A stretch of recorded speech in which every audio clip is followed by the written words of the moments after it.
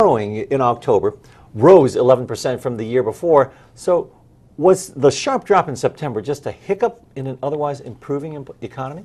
Well, you know what? September was a few things. I'm sure part of it was the hiccup, but part of it was also just it was less business days when you really look at it, just the way the holidays fell.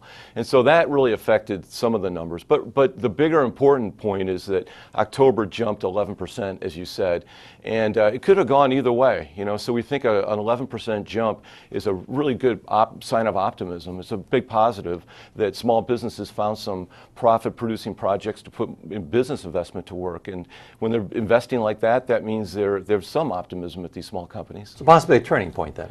It could be because we, as I said before in earlier interviews, that for the year 2012 has really been kind of a down year for small business investment. Okay, they haven't been expanding property, plant, and equipment like they did in 2010, where it was up 20%. In 2011, it was up 16%.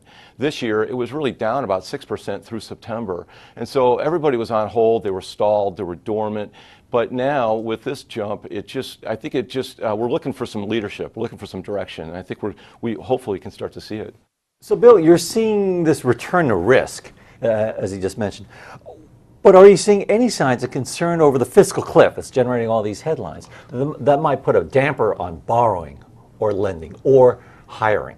Well, that's what I mean. I mean, this can go either way right now, right? And this October number is a good number because it's positive. But if we don't solve the stability question, we could have some issues. Stability is important for business. They love to know where policies are going on taxes and expenses. And let me just outline the fiscal cliff for you really quickly here.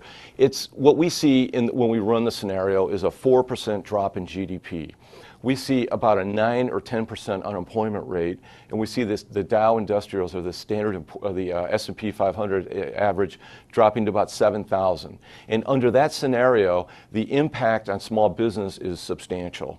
It means 6% of all small businesses will go out of business over this extended time frame. And it won't happen overnight. This won't be like, the fiscal cliff hits and we drive off the cliff. It'll be an elongated process of stress, financial stress for these companies over a 3-quarter or 4-quarter period. And we see by that elongated process that these small businesses will actually peak out at about a 6% business failure rate. And here's the interesting thing about it. These are the fittest of the fit small businesses.